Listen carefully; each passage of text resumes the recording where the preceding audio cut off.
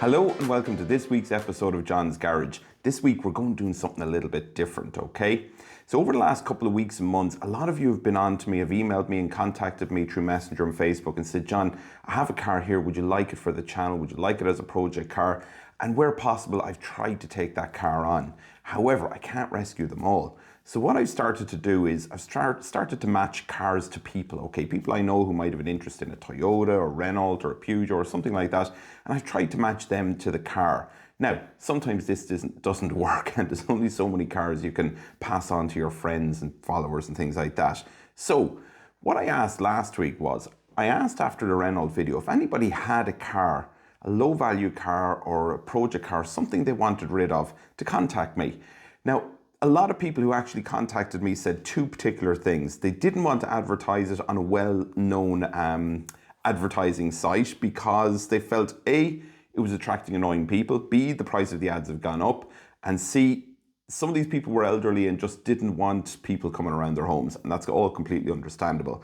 So what I said to them was, I said, listen, think about a good value for the car, good value for you, good value for a buyer. Send me on a bit of information, send me on a couple of pictures, and I put together we call it classifieds video. I don't know, classified trade sales, something like that, okay? So we're going to try it for today. I have 5 vehicles for sale, and I'm going to throw up a couple of pictures as I'm talking. You can see what the cars are like that I'm looking at. I'll give you the prices. The prices here, I all think are reasonable. I don't think there's anything here unreasonable. And I actually was very surprised by some of the cars I got contacted about. Some of them really cheap projects or parts cars. Others not so cheap, but very special. So these are people who are eager, I suppose, to avoid publicly advertising the car and to have people coming to them. So what I've offered to do is, if you give me the car, I'll be a little bit of a middleman, okay? I'll go through who may be really interested and who may be not so interested, who maybe is just wasting our time, okay? And I'm going to just get rid of those. So if you're interested in any of the cars that I show here today, email johnosgarage@gmail.com. That's johnosgarage@gmail.com. I'll get back to you as soon as I can.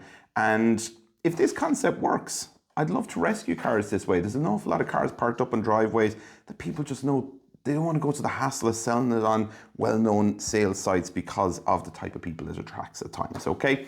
Anyway, let's get on with it, all right? So first up here today, we're going to start with the cheapest car I think I have, which is a 1999 Hyundai coupe 1.6 litre 5-speed with 143,000 miles. Now, this car has been parked up a couple of years, but the seller has told me they have put in a battery and some fresh petrol. It has started, it is driven, okay? And it's fully complete, all right?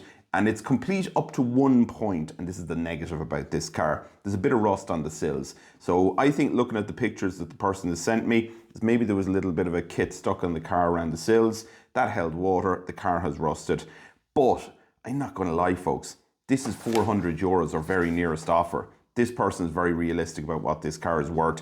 I think they feel that if somebody's maybe rebuilding one of these or somebody wants to lock this away in a shed for a couple of years, there's a lot of value here for somebody, and I kind of inclined to agree. Now, I know a lot of us right now like to scoff and laugh at the Hyundai Coupe. It's a fine car. It's a 2-door sports car from the 90s.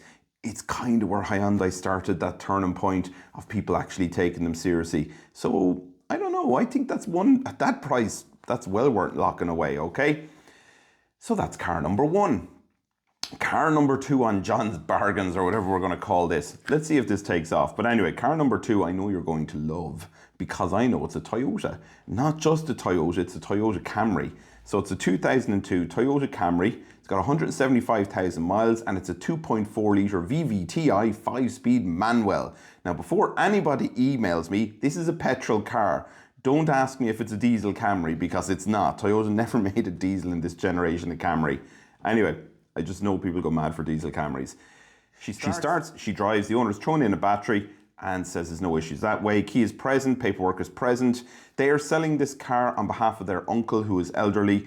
They don't want people coming around annoying them, okay? If you're seriously interested in the car, I would pass on their details. But given that the nephew has to travel over and the uncle's a little bit elderly, they just want a no-nonsense sale here, okay? It failed its previous NCT on brakes. I think that was 4 years ago from what they said. However, it's been parked up for the last 4 years. So listen, it's going to require a recommission. They're realistic though, again, about the price. €1,000 or nearest offer. I would imagine if you're standing in front of them and make a very reasonable offer based on the €1,000 asking price, I think that car will be yours. And again, there's pictures on the screen so you can have a little look at that. Now, I know I'm going to sell this car. I know I would have bought this car had I had the money in my back pocket, but I don't have the money because of a project car that has gone awry, which we'll talk about again. But anyway, this is, wait for it folks, a 1984 Toyota Tercel, 5-door GL manual, and it's on Irish plates, on ZV plates. It has 35,000 miles on the clock. It spent the vast majority, and by vast majority, I think at 3 years old, it was driven into a shed in Wales and never left again. The owner tells me it has had a significant recommission. It has had new tyres, new brakes, new belts, new fully serviced, timing belt, water pump, radiator. I think they said the carburetor was changed and a few other bits in its recommission by the previous owner. Now, unfortunately, somewhere along the line, the receipts have gotten lost, but this car is so fresh that you can look at the car and confirm these parts have been changed, okay? So that's what I would say about this car. Red in colour. It's had the same owner, the current owner, since 2018. It had two owners, before that. It never even got to its first MOT. It was locked away before that, so I have confirmed that with its UK reg number. It never saw its first MOT. It's currently out of NCT, but again, next year it won't need one either anyway. Now, the owner does tell me there is a small amount of rust, and they have sent me pictures and I have confirmed it is a small amount of rust and it is repairable. So on the passenger side rear quarter window, at the very bottom corner is a little bit of bubbling, and on the boot lid just behind the Toyota Tercel badge there's a little bit of bubbling. Again, these are repairable though, these aren't serious issues. Other than that, it's as solid as a rock. Wait for this, folk. Wait for this. Now, I'm going to be clear, no offer is invited. This is the price. Sit down and listen to this price. €1,500. It's drive home condition. That is an absolute bargain. No offer, okay? And I'm going to be clear, do not offer me money. Don't email me and ask me what the price. That is a bargain in anyone's book. That is a massive bargain. And that car is going to sell. I have no doubt about it. Now, next up, I'm going to actually flip over to this side because I'm going price increasing mode, okay? Next up, tractor fans. We have an original Irish Ford 2600. Now, it's an IM reg, so I think that's Galway around 1980. I'm useless with the old Irish regs, but I think it's Galway 1980. It's described, and I have seen it with my own eyes, in off-farm condition, i.e. it's not mint, it's usable. You could take this into the field right now and use it. You could take it to a show and use it. It is starting, it's driving. I personally have seen it, I've sat in it. I would describe it as being in good condition overall. You could easily improve on it. You could easily just leave it as it is and do an oily rag restoration on it. Price, again folks, this is a bargain, €4,000. Or if you're standing in person beside the tractor with the owner, you can negotiate. Okay, so there is or nearest offer invited on that. €4,000 though for an off-farm condition tractor that's starting driving, bargain. Now, this one, I don't have a price, okay, but you will understand why. It's a 1977 Fiat 124 Spider that has been genuinely parked in dry storage in a barn, well-ventilated barn at that, for the last 10 years.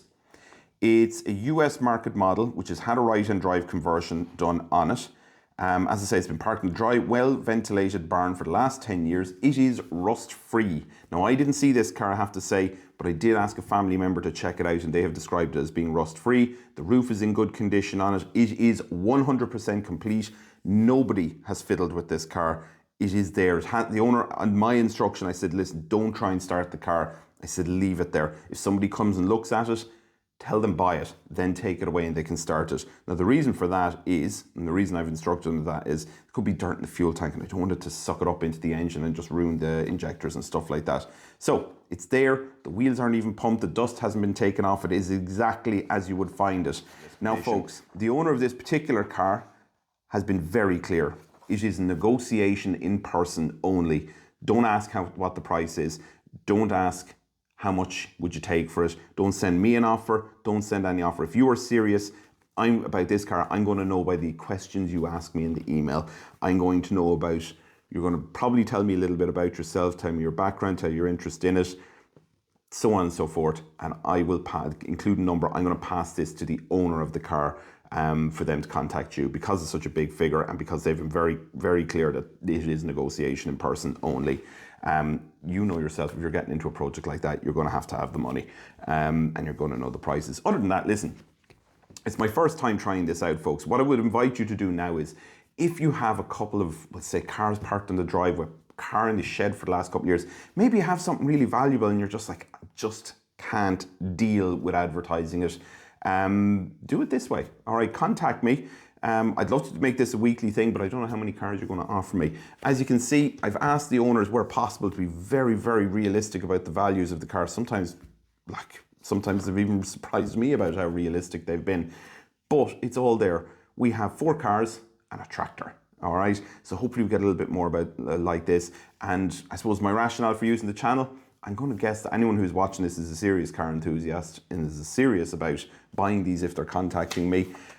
Just for context on this as well, the Renault 9, the free Renault 9 last week, for those of you who emailed me, I got back, I think, to everybody. If I missed your email, sorry. The Renault 9 was gone on Monday. It went to a guy who is restoring a Renault 9, and he was the first one to contact me, and he sent me pictures of his own one and said, listen, I'm restoring this. These are the parts I need. Can I have the car? He contacted the owner. He had it gone on Monday, okay? So that was absolutely brilliant. So that was great to see. And for those wondering, I had 43 emails on that car, email inquiries on that car.